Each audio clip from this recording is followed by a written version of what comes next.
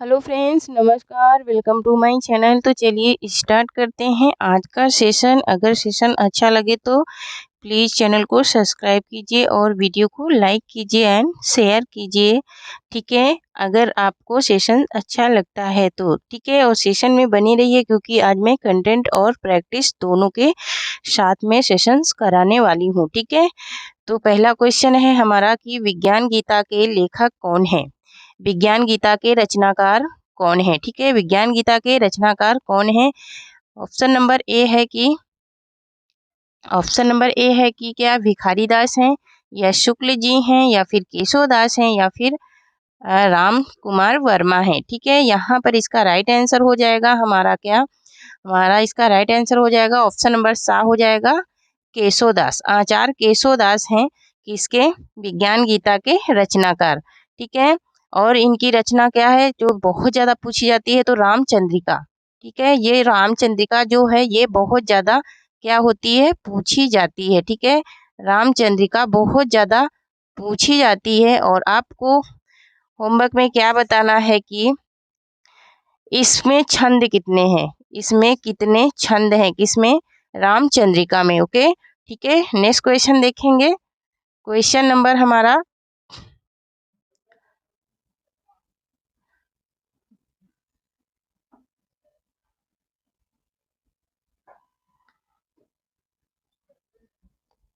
क्या, तो next question है, क्वेश्चन नंबर 2 है कि रावरे रूप की रीति अनूप ज्यो ज्यो न्यो लागत ज्यो ज्यो निहारी पंक्ति किसकी है। क्या केशवदास की है, या फिर केशवदास की है, या बिहारी की है, या फिर घनानंद की है, या फिर भिखारी दास की है। ठीक है, तो इसका राइट आंसर हो जाएगा हमारा क्या, घनानंद। ठीक है, ऑप्शन नंबर सी हो जाएगा राइट आंसर। ऑप्शन नंबर इसका क्या हो जाएगा, option number C right answer हो जाएगा घनानंद। ठीक है, ये किसकी पंक्तियां हैं, तो ये घनानंद की पंक्तियां हैं। ठीक है, नेक्स्ट क्वेश्चन है हमारा कि रीतिकाल के अधिकांश कवियों की भाषा क्या है। ठीक है, रीतिकाल के अधिकांश कवियों की भाषा क्या है, क्या अवधी है, या ब्रज है, या फिर अपभ्रंश है, या फिर खड़ी बोली है। ठीक है, तो यहाँ पर इसका राइट आंसर क्या हो जाएगा, तो इसका राइट आंसर हमारा हो जाएगा क्या, ऑप्शन नंबर बा हो जाएगा ब्रज भाषा। रीतिकाल के जो अधिकांश कवि हैं वो ब्रज भाषा में ही क्या किए थे, रचनाएं किए थे। ठीक है, नेक्स्ट क्वेश्चन देखेंगे। क्वेश्चन नंबर हमारा 4 है कि जन्म काल के अनुसार कवियों का सही क्रम निर्धारित कीजिए। जन्म काल के अनुसार कवियों का सही क्रम निर्धारित करना है। ठीक है, तो ऑप्शन नंबर आ है क्या भूषण, मतीराम, बिहारी या देव का क्रम सही है, या फिर बा है मतीराम, भूषण, देव और बिहारी का क्रम सही है, या फिर बिहारी, भूषण, मतीराम और देव का क्रम सही है, या फिर इनमें से किसी का क्रम सही नहीं है। ठीक है, तो यहाँ पर इसका राइट आंसर हमारा क्या हो जाएगा, इसका राइट आंसर हो जाएगा ऑप्शन नंबर सा हो जाएगा। कौन, पहले नंबर पे कौन आते हैं, बिहारी, फिर कौन आते हैं तो भूषण, फिर कौन आते हैं तो मतीराम। ठीक है, ये इनका क्रम क्या है, सही क्रम है। ठीक है, नेक्स्ट क्वेश्चन देखेंगे। तो नेक्स्ट क्वेश्चन है हमारा कि केशवदास ने प्रबंध काव्य लिखे।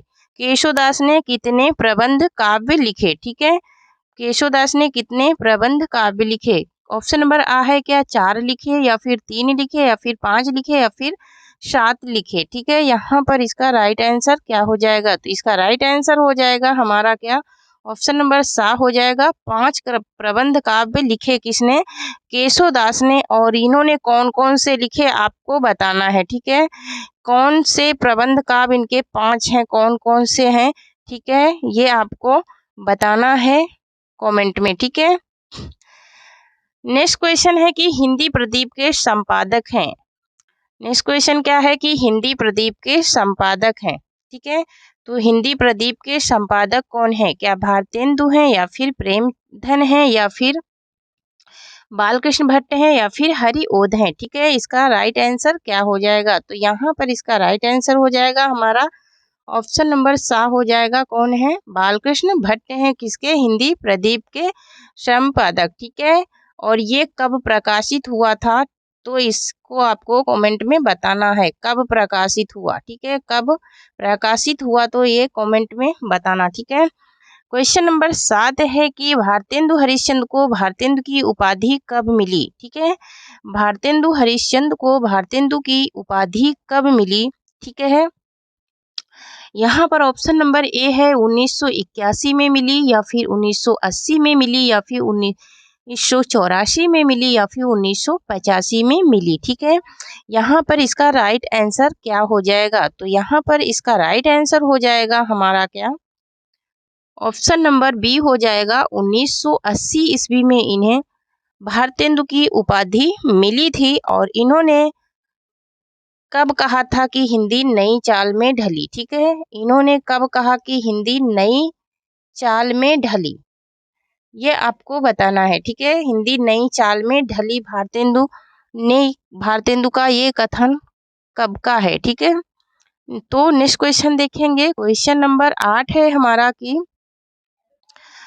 क्वेश्चन नंबर 8 है कि नाहुस नाटक के लेखक हैं, ठीक है, नाहुस नाटक के लेखक कौन है, क्या भारतेंदु हैं, या फिर गिरधर दास हैं, या फिर मैथिली शरण गुप्त हैं, या फिर कोई नहीं है, ठीक है। तो यहाँ पर इसका राइट आंसर क्या हो जाएगा, तो यहाँ पर इसका राइट आंसर हो जाएगा हमारा क्या, गिरधर दास हैं नाहुस नाटक के लेखक, और ये प्रथम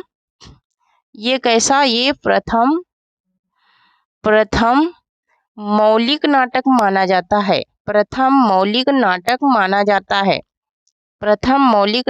माना जाता है कौन सा, नहुस, ठीक है, नहुस कैसा नाटक माना जाता है, तो प्रथम मौलिक नाटक माना जाता है। और गिरधर दास कौन है, तो भारतेंदु के क्या हैं, ये भारतेंदु हैं, इनके क्या हैं, इनके पिता हैं, ठीक है, भारतेंदु के कौन है, तो भारतेंदु के ये पिता हैं, ठीक है।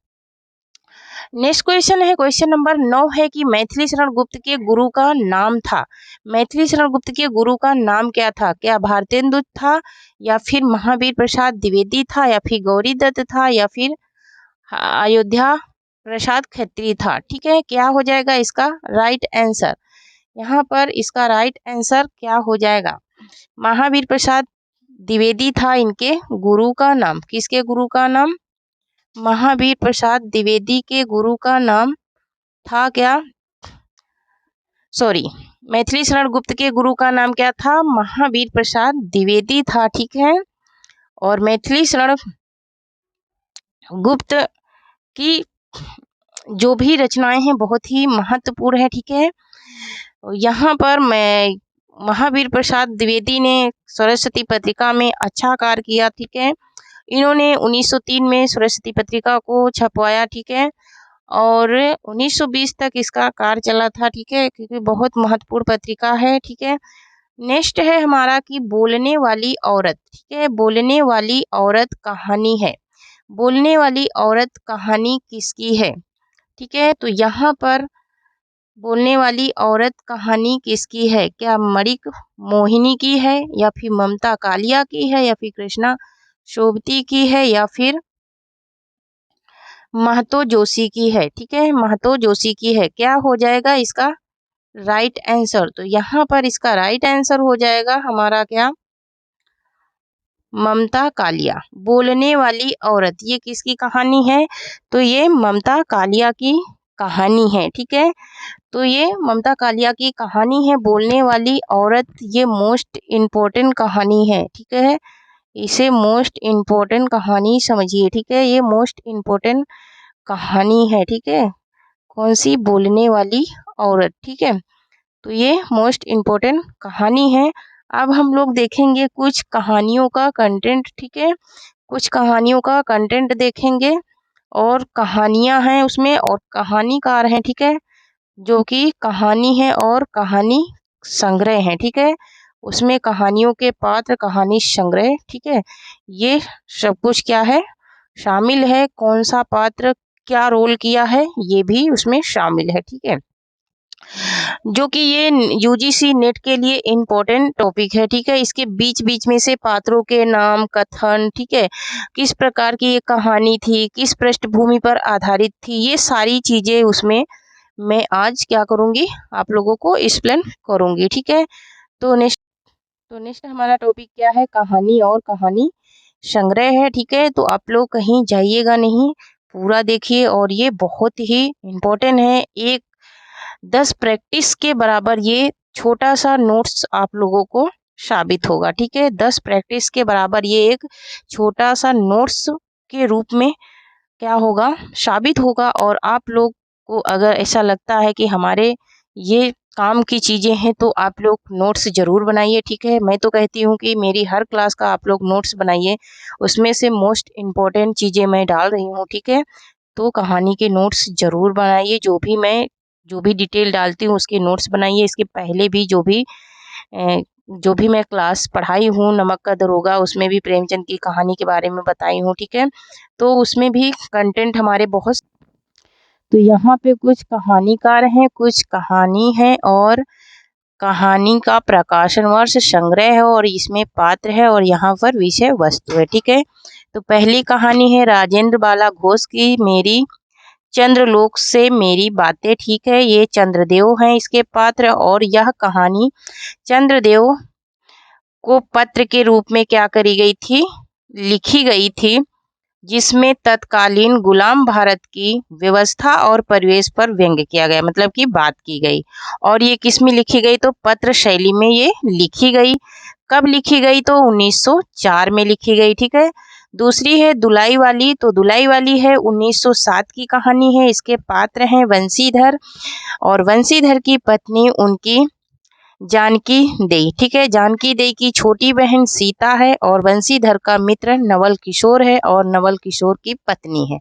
ठीक है, तो नवल किशोर अपने मित्र द्वारा वंशीधर से रेल में किए गए मजाक की सरस कहानी है, और दो मित्रों के बीच का संवाद है इसमें। ठीक है, तो यहाँ पर नेक्स्ट कहानी है माधव सप्रे की एक टोकरी भर मिट्टी। मोस्ट इम्पोर्टेंट ये कहानी है। ठीक है, मोस्ट इम्पोर्टेंट ये कहानी है, एक टोकरी भर मिट्टी। ठीक है, इसका प्रकाशन वर्ष है 1901 ईस्वी। इसमें पात्र कौन है, तो बुढ़िया जमींदार और पोती है। क्या है, बुढ़िया जमींदार और पोती है। यहाँ पर जमींदार द्वारा अपने महल के अहाते के लिए एक बूढ़ी विधवा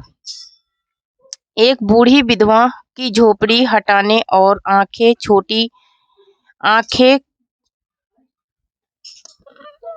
खुलने के पश्चात वापस करने की छोटी सी आदर्शवादी क्या है, ये इसमें पात्र कौन है, बुढ़िया जमींदार पोती है। ठीक है, जमींदार द्वारा अपने महल के अहाते के लिए एक बूढ़ी विधवा की झोपड़ी हटाने और आंखें खुलने के पश्चात वापस करने की छोटी सी आदर्शवादी क्या है, कथा है इसमें। ठीक है, इसमें एक टोकरी भर मिट्टी में, और ये मोस्ट इम्पोर्टेंट कहानी है। ठीक है, ये मोस्ट इम्पोर्टेंट कहानी है। ठीक है, नेक्स्ट है सुभद्रा कुमारी चौहान की, ये इनकी राही कहानी है, 1947 में आई थी, और सीधे सादे चित्र में ये संकलित कराई गई थी। ठीक है, सीधे सादे चित्र में संकलित हुई थी। चोरी की दोषी राही को मतलब कि चोरी की दोषी राही इसकी क्या है, पात्र है, और स्वतंत्रता सेनानी अनीता है। ठीक है, स्वतंत्रता सेनानी अनीता इसकी पात्र है। राही की व्यवस्था के कारण की गई चोरी की जानकारी से दुखी होकर अनीता द्वारा तत्कालीन कांग्रेसी आंदोलनकारियों की सत्ता लोकलुप्ता पता को और ढोंग पर चिंतन तथा विवश गरीबों की सेवा को वास्तविक देशभक्ति समझने वाले स्वप्न से बनी ये कहानी है, और ये जेल का परिवेश इसमें क्या है, शामिल है। ठीक है, किसमें, राही में। ठीक है, सुभद्रा कुमारी चौहान की रचना है, 1947 में आई। किसमें निकली, किसमें प्रकाशित की गई, तो सीधे सादे चित्र में। ठीक है, सीधे सादे चित्र में ये प्रकाशित की गई। ओके, नेक्स्ट है हमारे प्रेमचंद, इनकी ईदगाह कहानी है, और 1933 में ये ईदगाह आई, और मानसरोवर भाग 1 में ये प्रकाशित हुई। ठीक है, संकलित हुई, और इसमें पात्र कौन है, तो 4 से 5 वर्षीय अनाथ क्या है, बच्चा है एक, जिसका नाम क्या है, हामिद है, और उसकी बूढ़ी दादी अमीना है। अन्य बच्चे मोहसिन, आबिद और नूरे और शमी है। क्या है? नूरे और शमी है। तो इसमें ये पात्र हैं और इसकी कहानी किस पर आधारित है? विषय वस्तु इसकी क्या है? तो बाल मनोविज्ञान पर लिखी गई एक हिंदी की सर्वश्रेष्ठ कहानियों में ईदगाह शिखर पर है, मतलब कि एक अच्छे स्थान पर है। इसमें कहानी हामिद नामक बच्चे के माध्यम से दिखाते हैं कि गरीबों और अभाव, मतलब कि गरीबी और अभाव के कारण, अभाव मीन्स मतलब कि कमियों के कारण, गरीबी के कारण ये बच्चे इस कहानी में दिखाते हैं प्रेमचंद जी ईदगाह के नाम से, मतलब कि ईद और चांद पर क्या किया था इन्होंने, ये ईद का त्योहार और चांद के उस पे इन्होंने ये लिखा भी था और इन्होंने बाल मनोविज्ञान पर लिखा था और सर्वश्रेष्ठ कहानियों में इसका नाम आता है। ठीक है। और प्रेमचंद हामिद नामक बच्चे के माध्यम से, मतलब इन्होंने बच्चे को माध्यम अपना बनाया था, आधार बनाया था कहानी का। दिखाते हैं कि गरीबी और अभाव, मतलब कि गरीबी और कमियों के कारण, कुछ कमियों के कारण, अभाव में किस प्रकार बचपन की क्या हो जाती है, यहाँ पर मासूमियत खत्म हो जाती है और बच्चे को समय से पहले ही परिपक्व हो जाना पड़ता है ना। मतलब कि गरीबी होने के कारण, जैसे कि किसी के घर में अभाव है, ठीक है, पैसे का अभाव है या फिर खाने पीने का अभाव है मान लीजिए, ठीक है, तो उसमें क्या होता है कि बच्चों को भी लोग शामिल कर देते हैं, मजदूरी कराने लगते हैं या फिर कोई धंधे कराने लगते हैं ना। वही काम, वही इस कहानी में भी वही हाल है। ठीक है।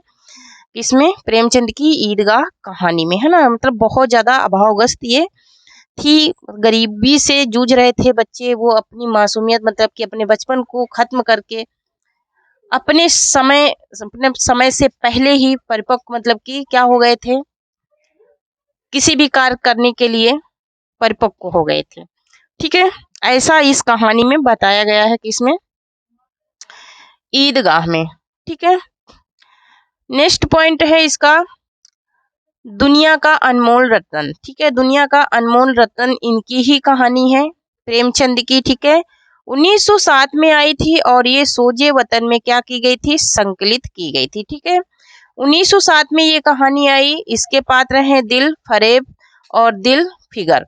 तो यहाँ पर रूपवती दिल फगेर और उनके प्रेमी दिल फिगर की इस आलिफ लैला के किस्में नुमा कहानी में अंत में वो देश प्रेम और देशभक्ति की भावना उजागर की गई। इस कहानी में उसकी पहले तो क्या है, रूपवती की दिल फसेर के प्रति क्या है, प्रेम कथा है, और उसके बाद क्या है, देशभक्ति की भावना को भी क्या किया गया है, उजागर किया गया है। किसमें, दुनिया का अनमोल रतन में। ठीक है।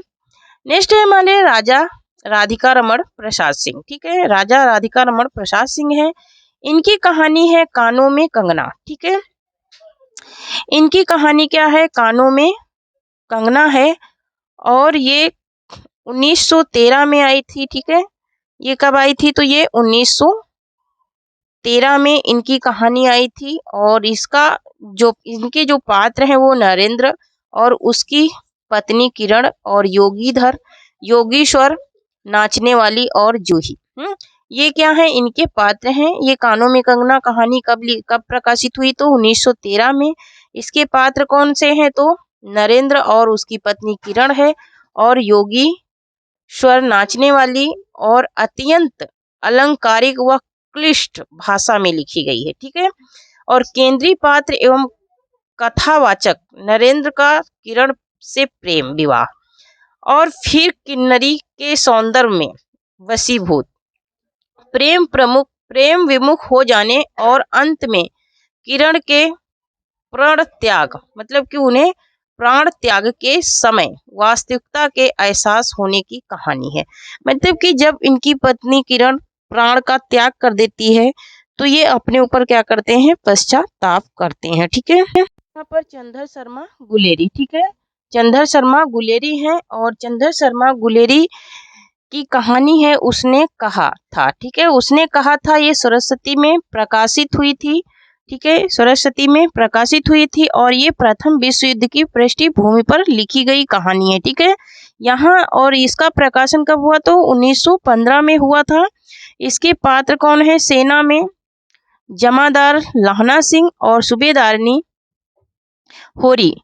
सूबेदार कौन है, हजारा सिंह है, और सूबेदार का बेटा कौन है तो बोधा सिंह है, और वजीरा सिंह कोरत सिंह। ठीक है, ये तो इनके क्या हैं, पात्र हैं। ये मोस्ट इम्पोर्टेंट ये कहानी है। ठीक है, बहुत बार पूछी जाती है और इसका क्वेश्चन भी बनता है कि प्रथम विश्व युद्ध पर आधारित कहानी कौन सी है, प्रथम विश्व युद्ध की पृष्ठभूमि पर लिखी गई कहानी कौन सी है, तो कौन सी है उसने कहा था। ठीक है, इस कहानी में लेखक ने अपने केंद्रीय चरित्र लाहना सिंह के माध्यम से प्रेम, कर्तव्य तथा आत्म बलिदान के पारस्परिक संघर्ष का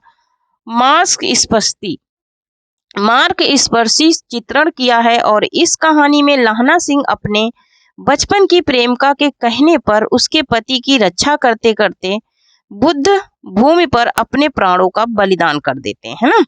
जो इनके बचपन की प्रेमिका रहती है उसके कहने पर वो उनके पति की रक्षा करते करते कहाँ पर, युद्ध भूमि पर क्या कर देते हैं, अपने प्राणों का त्याग कर देते हैं। नेक्स्ट आते हैं हमारे जयशंकर प्रसाद। इनकी कहानी क्या है, आकाशदीप है। ठीक है, इनकी कहानी क्या है, आकाशदीप है। 1928 में आई और इसके पात्र क्या हैं, चंपा और बुद्धगुप्त। ठीक है, चंपा है और बुद्धगुप्त हैं।